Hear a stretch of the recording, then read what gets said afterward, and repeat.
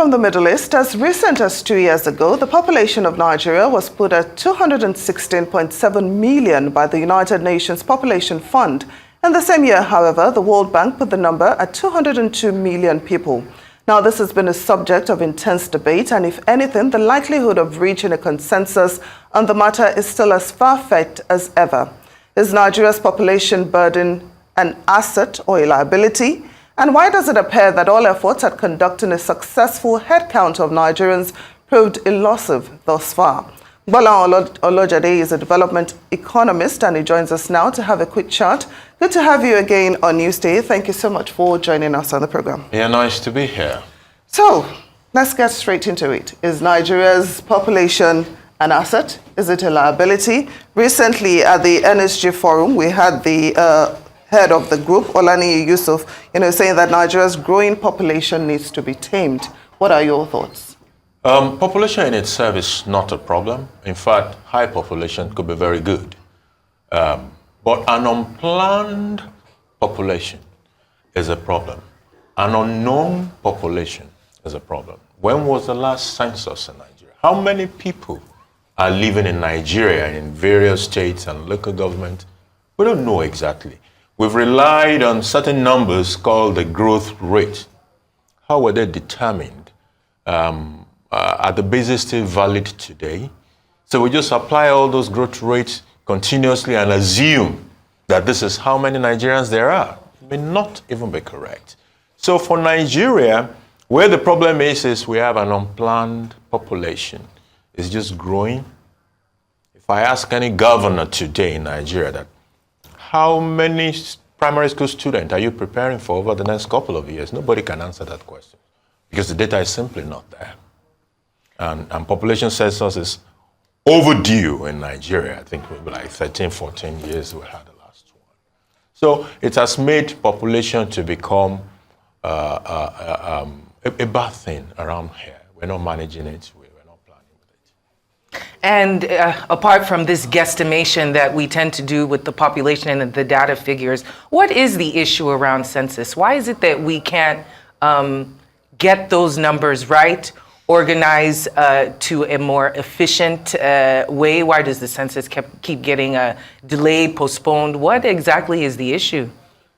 There are political issues around population numbers because population is a critical part of how the wealth of the nation is distributed.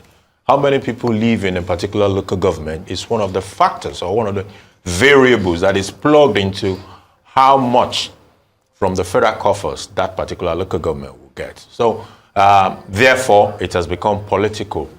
And we're talking about for decades. That is how it has been. That in itself presents a more compelling reason for us to say, can we get this thing over and done with? And the beautiful thing is that in the season we are today, that is limited because biometrics can help you to get an accurate data of people living in a domain. Unfortunately, we're almost getting to wanted to go further sometimes last year. But things got truncated again. There were issues around money, there were issues around security and readiness, and we abandoned it. I don't know, maybe we'll be able to pursue it further. So what are the likely implications, if Nigeria's population is left unchecked? Already the United Nations is projecting that by 2050, Nigeria will be the third most populated country in the world behind India and China. How worrisome is this? For the fact that we don't even know how many people and we're probably growing faster than the GDP. It means that for every day that comes, more people are getting into poverty because the GDP is not growing at the rate commensurate with the kind of population growth that we are experiencing. So we are breeding a country without proper planning because the data for doing the planning are not exactly being put forward. And the foundation of this data is how many people live where, so that we can begin to plan for infrastructure, for school, for healthcare. If we don't know how many people we are planning for, we're building a future that could be potentially disastrous. And those are the three countries' names that always come up when there's China, India, Nigeria. So with China, we know that they had that one-child policy, which worked a little too well, it seems. In Japan, it seems that they're also encouraging mothers to have more children. You know, theirs is the opposite. Well, in India, we know they have a high population as well, but they were able to harness it in a more productive way. Of course, we know that there's the two sides of this equation. If you have a large population, you equip them well, you educate them, they will be good for the economy. And that's what's happening in India. In Nigeria, how can we begin to reverse that, so to speak, in order to make the population work in our favor? A good start point is actually to have a census. Right. Now, you mentioned China and India. I think India has even overtaken China in population recently. When you look at the per capita GDP of China, it's about 6 times that of Nigeria, despite the fact that while China is 1.4 billion people, Nigeria is still 200 million. So the problem obviously is not in that number. The same thing, India is 1.4 billion, over 1.4 billion as well. But the GDP per capita, even in India, is higher than in Nigeria. So a good start point is know how many people live on this soil and begin to plan accordingly, rather than just throwing numbers around. I'm even wondering sometimes when we have all this budget, how many people are we budgeting for in terms of most of the things we do? Not much is going on. Now, apart from having accurate figures, you know, there's also the religious dimension, you know, to the issue of our population explosion. Correct. Some faiths, you know, preach against birth control. Some practice polygamy, child marriage. You know, we've even seen some states where the governors are sponsoring some of these marriages. Correct. So how easy then will it be to educate such groups of people on the need, you know, to control the population? The word is education. I've read some research, even in the U.S., where you try to, United States try to look at who are the people that are having more children. And they were the least educated part of the society. That's where you have all this plenty procreation. If you even look into Nigeria, you won't be surprised, I believe, to note that where more procreation is going on, where people are more fertile, is in places where there is extreme poverty, poor education.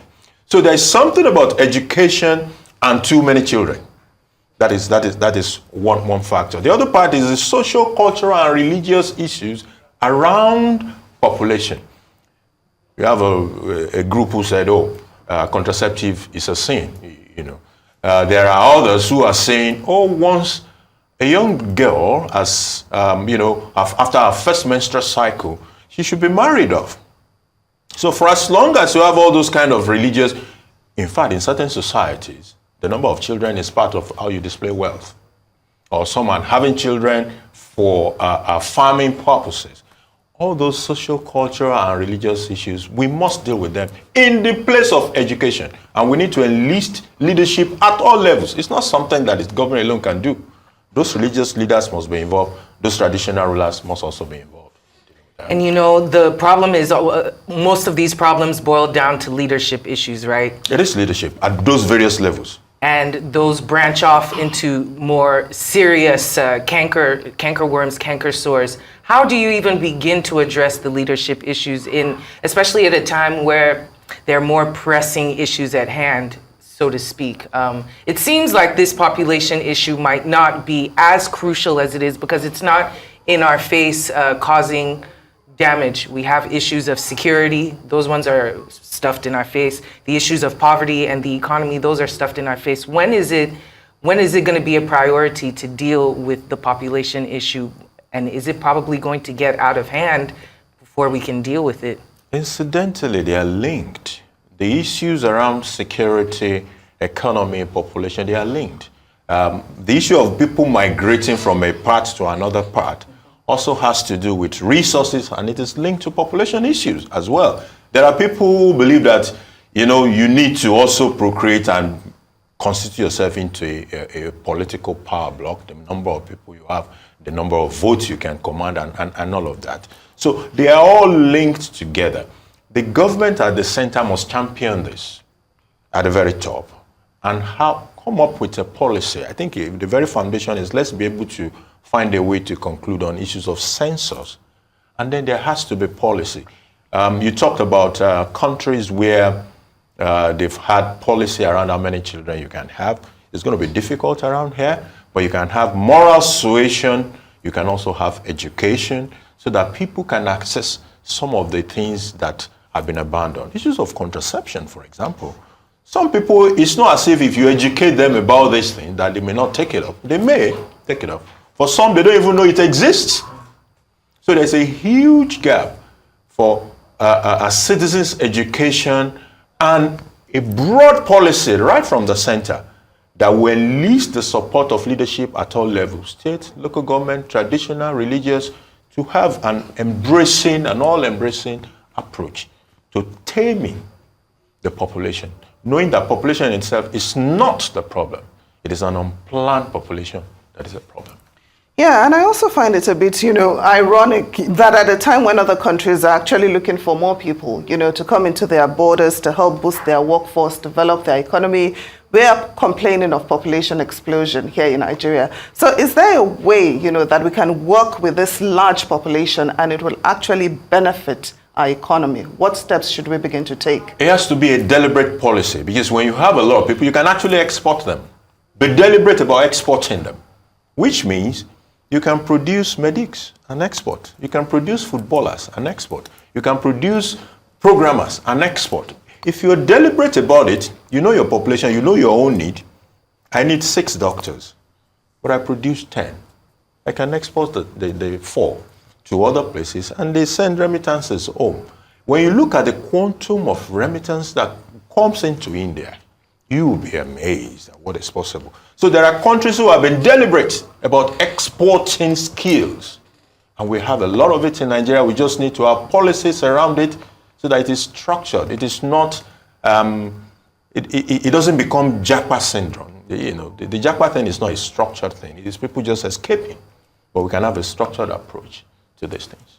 When you were talking about the exporting, I just thought about the dark side of the exports. We can export our greatest minds, but there's also a huge uptick in human trafficking. We know this in sex trafficking as well, in organ harvesting.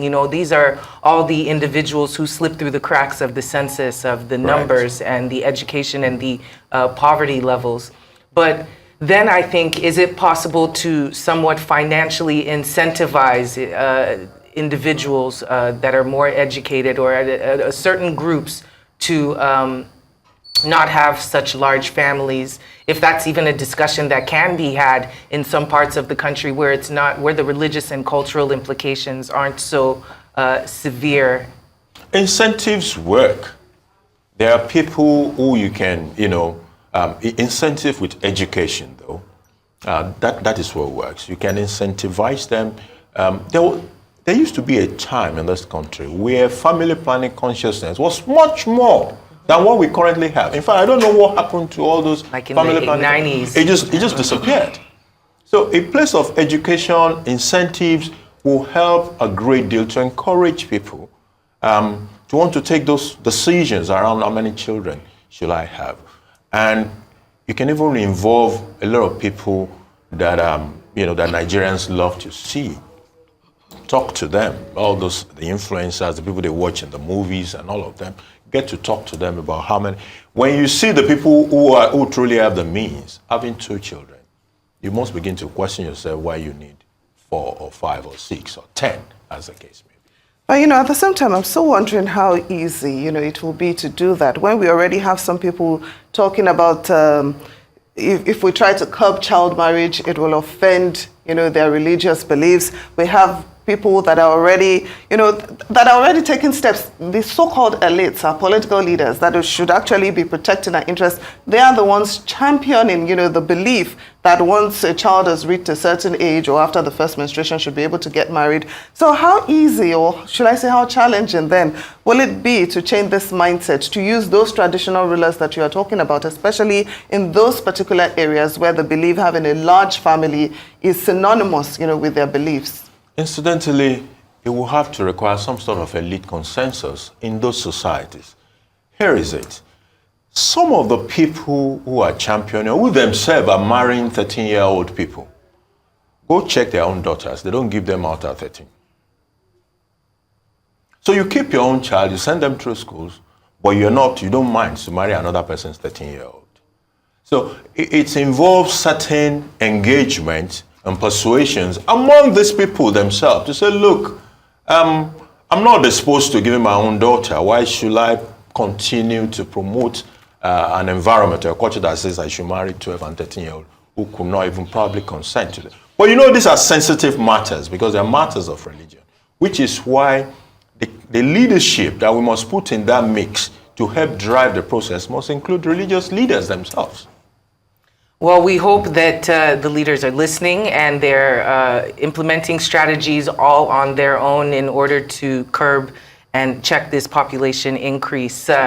Mr. Gbolahan Olojede, always great to have you in our studio. Thank you for having this discussion with us. Thanks today. for having me.